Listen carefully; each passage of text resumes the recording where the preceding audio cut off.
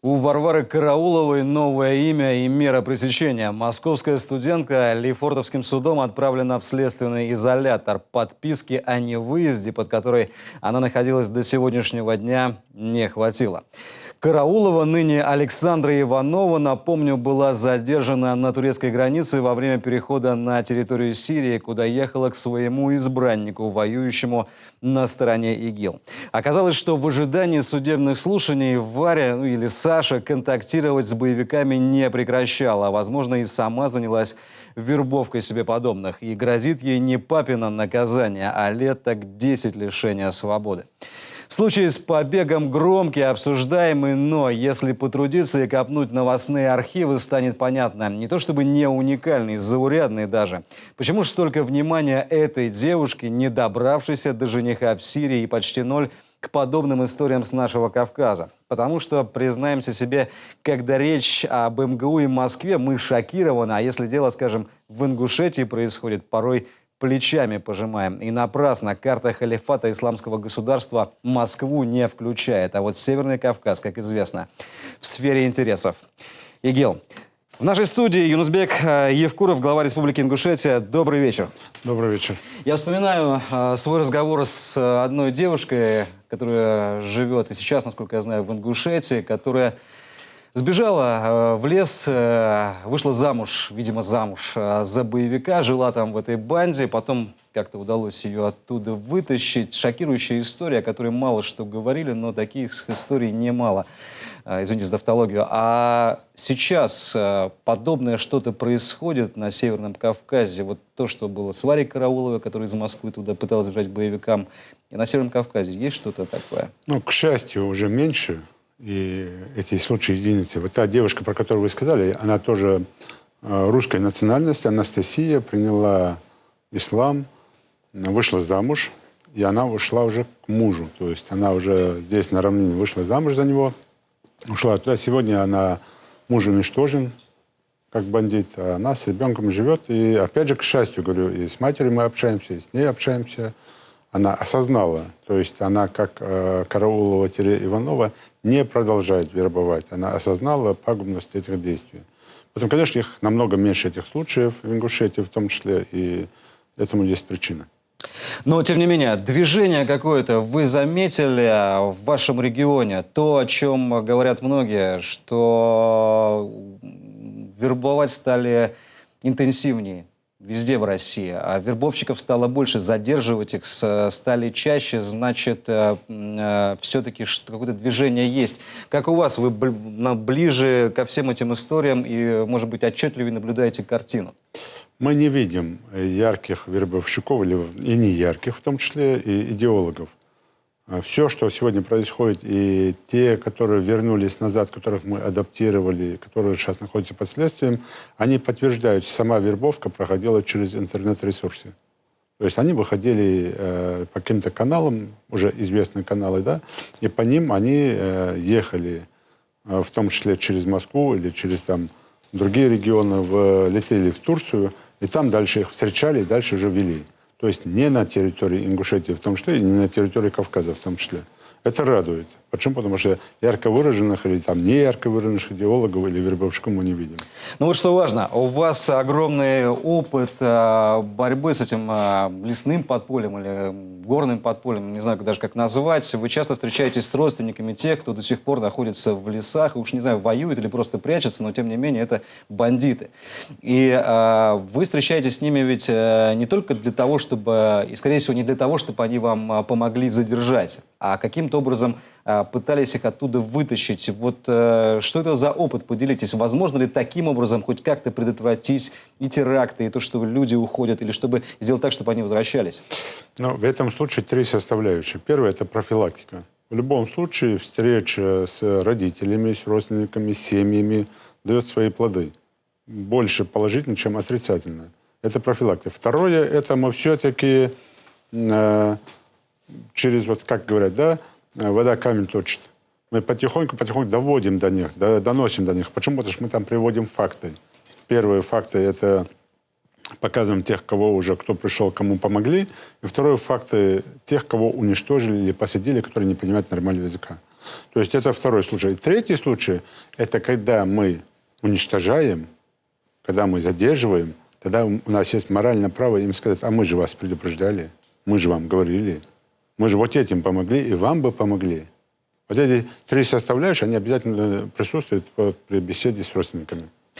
И на этой встрече, она была буквально 2 дня назад, не знаю, как это назвать, намек был вами сделан или совершенно прямо вы сказали о том, что помощь боевикам, не только продовольствием или кровом, это тоже есть преступление. Ну, такой есть намек. закон о пособничестве, там четко прописано. И в том числе то, что ты боевика накормил, напоил или передал. Мы же тоже, общаясь с пособниками, тоже смотрим, да, какая причина была. Я понимаю прекрасно, были такие моменты, когда ночью в дом заходит бандит, боевик с оружием, упакованный, под угрозой уносит что-то из дома. Да, понятно, в этом случае не этично говорить хозяину дома: совершай подвиг, самопожертвуй собой и детьми, к примеру, не давай хлеба, да? Но если уж так получилось, то беги, сразу доложи об этом участковому, скажи, проинформируй власть, а не прячь это. Вот о чем вопрос. Если он по этому случаю оперативно довел до оперативных служб или до главы села, до власти о том, что да, к нему приходили, у него забрали, он вынужден был пойти на это, чтобы не рисковать там, жизнью семьи, в этом случае да.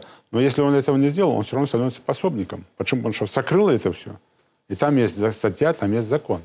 И чем он отличается от других? Он кормит, он одевает, он питает, он подпитывает бандита. Поэтому в этом случае, конечно, закон он очень хорошо помогает. И, кстати, с введением этого закона, инициаторами этого закона в том числе выступали главы субъекта Северо-Кавказского федерального округа, с введением этого закона резко упала вот эта пособническая база, в том числе родственная. Мы вернемся к разговору с Юнусбеком Евкуровым и тему продолжаем. То ли радикалы активизировались в России, то ли наши правоохранители, но сообщения о разгроме экстремистских группировок уже стали нормой для новостных лент. Сегодня в Подмосковье накрыли ячейку движения «Ат-Такфир Валь-Хиджра». Занимались пропагандой и вербовкой сторонников. Вероятно, некоторые ее российские соратники уже побывали в боевых командировках на сирийских позициях ИГИЛ. Исламская организация эта появилась в Египте в 70-х годах. Живет по жестким правилам. Ее членам запрещено фотографироваться, оформлять документы и общаться с людьми, не входящими в Ат-Такфир Валь-Хиджра. Экзотика, конечно, но это пока. Оперативные и разведданные подтверждают угрозы ударов по России изнутри. Реально. Плоды арабской весны взошли уже не только на Ближнем Востоке. В ряды террористических группировок вербуют теперь буквально по всему миру. По данным наших спецслужб, в рядах запрещенных в России группировок ИГИЛ и Джабхат ан-Нусра воюют граждане из 100 стран мира. Террористический интернационал дает боевикам почти половину личного состава. Не меньше 10 бандформирований составили выходцы из России, Украины, Грузии и стран Азии. А иногда они возвращаются. Получив практические навыки конспирации, минно-взрывной войны и ведения боевых действий в условиях города, они создают автономные боевые ячейки, готовые к совершению террористических и диверсионных актов. Целью террористов и их кураторов является дестабилизация ситуации в государствах Содружества. Подтверждение этих слов приходит ежедневно. Только сегодня в Подмосковье полицейские задержали членов экстремистского движения «Ат-Такфир Валь-Хиджра», которые жили с женщинами, завербованными ИГИЛ. Еще 4 боевиков правоохранители ликвидировали в Дагестане.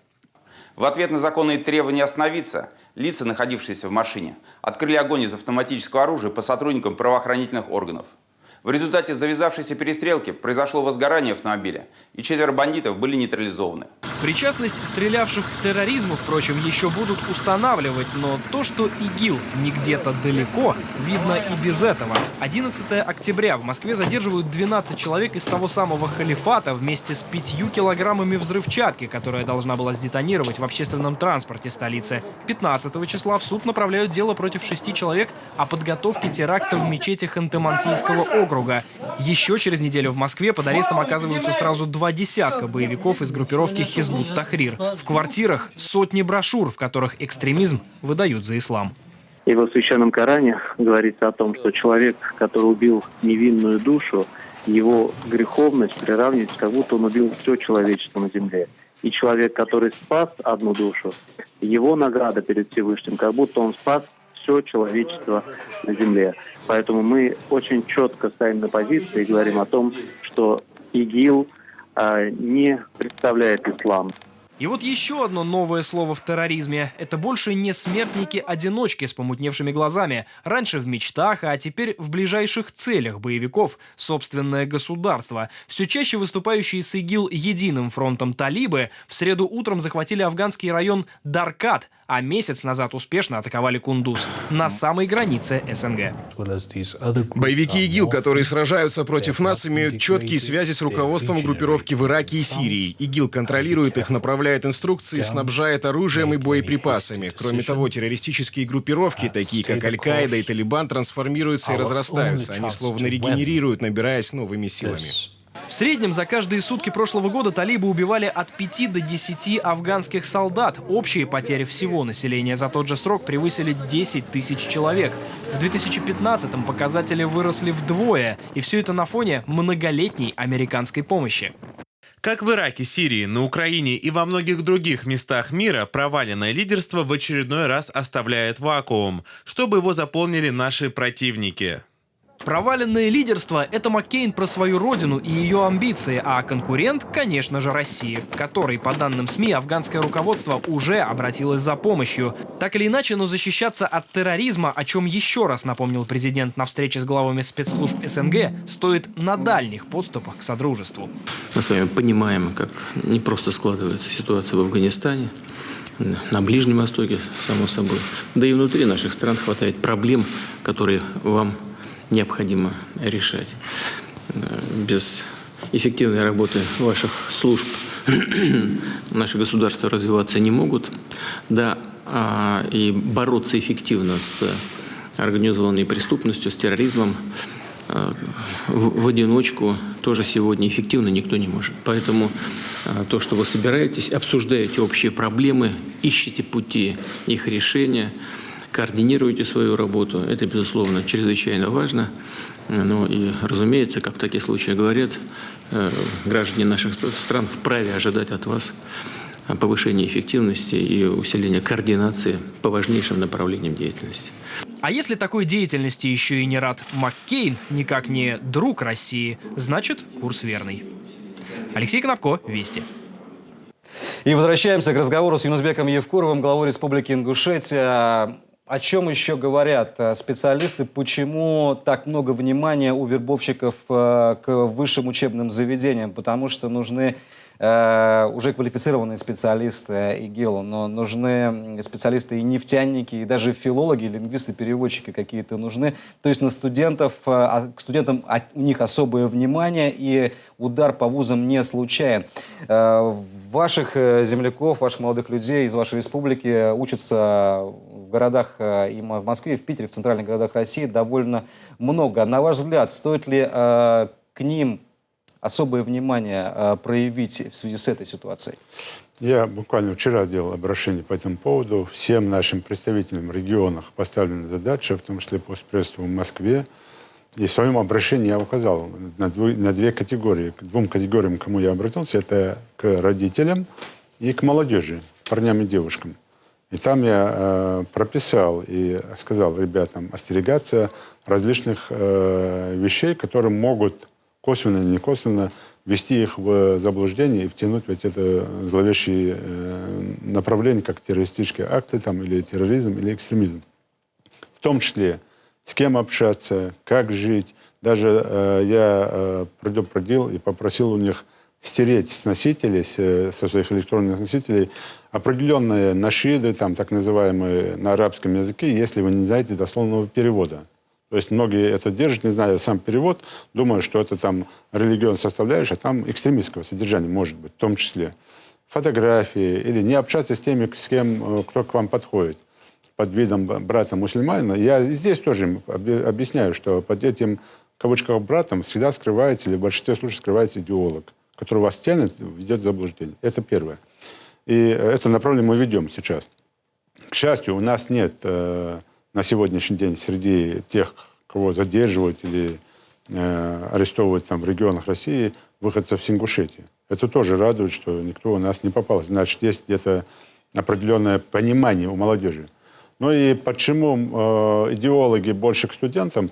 Я думаю, да, связано с том числе и мозгами, все-таки образованных втянуть лучше, чем необразованных. Ну и больше, наверное, связано с тем, что все-таки у студентов больше так называемой там романтики, наверное, в каких-то направлениях. И влиять через студентов или на Психика студентов. не окрепшая. Не окрепшая, И к тому же, насколько я понимаю, для них социальные сети актуальнее, чем людей повзрослевших. Ну да, ну и я об этом только хотел сказать, что они больше ковыряются и живут в социальных сетях, в виртуальном мире, чем в реальном мире. Ну, я так думаю все-таки, что, учитывая, насколько прочные связи с родителями, с земляками, все-таки чуть больше, наверное, чем вот, ну, у многих других москвичей, ну, тех, кто приехал в Москву, то здесь отследить несколько легче. Но опять же, смотрите... Или не делятся с родителями? Мы и легче, и частично и тяжелее. Но, тем не менее, мы сейчас что сделали? Мы, направление, наш член Совета Федерации является ответственным за этот проект. Его телефон у всех есть, он работает. Дальше мы с властями или с начальником ГУВД Москвы, сейчас уже со всеми начальниками УВД, ГУВД и министрами внутренних дел регионов тоже взаимодействие организуем. А в Москве мы уже организовали, закрепили за нашими представители ГУВД. И как только где-то что-то происходит, где есть косвенно или не косвенно замешаны наши земляки, тут же вот эти ребята будут напрямую заниматься и помогать в этих вопросах. Ну вот еще о студентах. Тоже ваша инициатива, заявление очень любопытно. Мне показалось, ну скажем так, высылать из Москвы или депортировать на родину тех студентов, которые учатся отвратительно, и поэтому, не знаю уж почему, не имеют права представлять республику в столице России. Что это за инициатива? Как так может получиться? И главное, как это технически сделать? Нет, здесь совершенно не так. Это по двум студентам, которых мы направили учиться на дикторов в Московский государственный университет. И они себя не совсем усердно проявляют. Они пропускают, они не совсем себя хорошо ведут. Да? Не оправдывают надежды, тем более они финансируются из бюджета республики, и мы на них определенные надежды возлагаем и возлагали.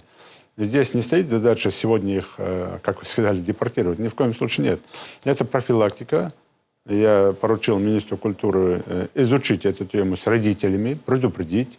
Если эти ребята себя не оправдают, то они занимают чужие места. Их отправить домой, отчислить, и на их место направить тогда других, более мотивированных, которые там будут благодарны тому, что государство за них платит, и они должны получить хорошее образование. В общем, учет и контроль.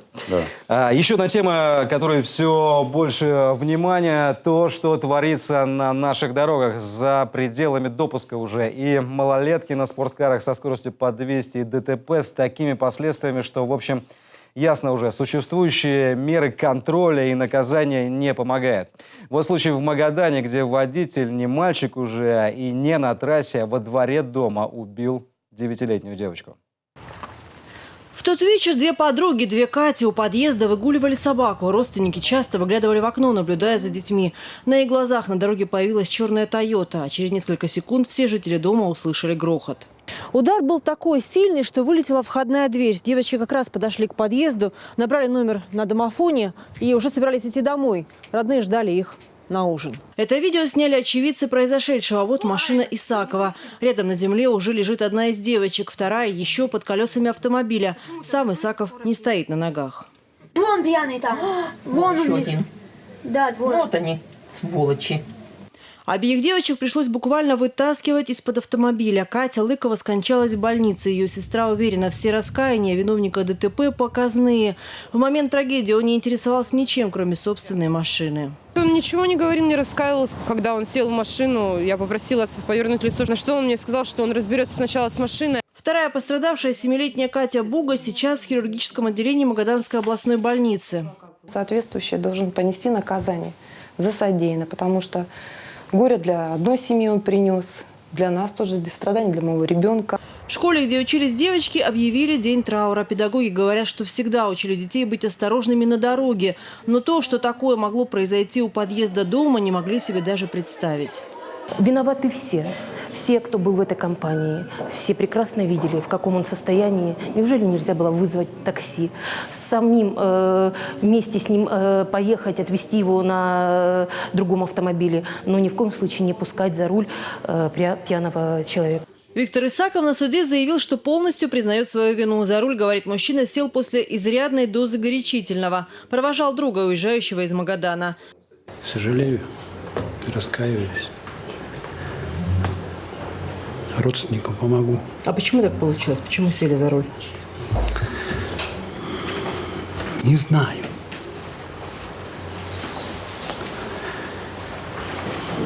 Никогда не садился. Не пью, не курю, выпил, друга провожаю.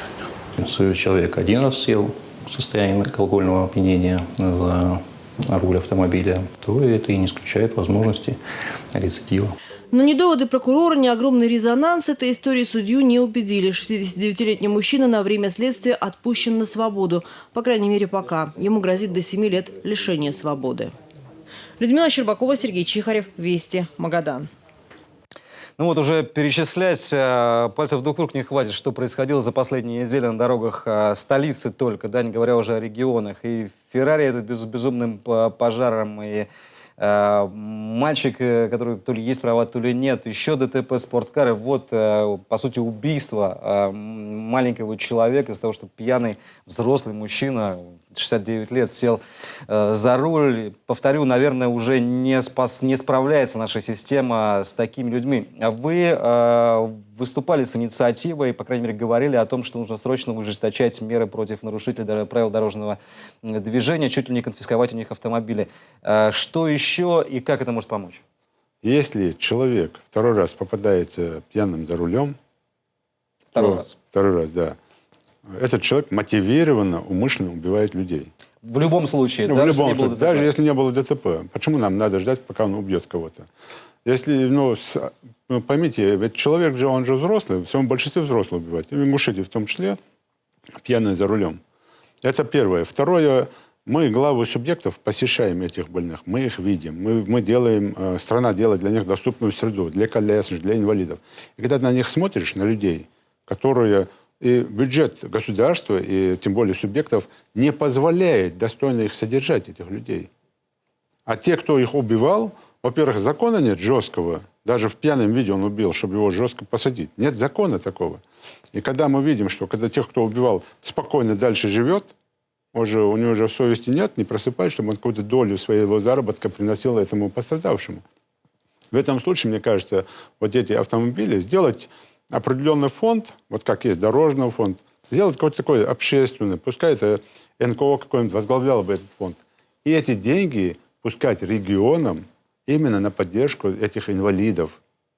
Именно этих инвалидов, чтобы они получали дополнительную помощь какую-то. С правом на собственность что делать? Ведь это частная собственность человека, как можно конфисковать ее? Слушайте, мы же, я не говорю в рамках Ингушетии закон, я не могу закон принимать в Ингушетии. Но в рамках Российской Федерации мы же свой закон принимаем. Здесь должны правозащитники подключиться. У всех же есть права. Почему мы не защищаем права тех, кто пострадал? Почему защищаем права... И опять же, посмотрите, я повторяю, что бывает случай, может быть случай. Я сам не пьющий, может, мне легче поэтому говорить, но может быть случай, сел ты случайно за руль. Но если ты второй раз, ну это уже тогда это система. Это не случайность, это преступление. Спасибо. Гостем в нашей студии был Янузбек Евкуров, глава Республики Ингушетия.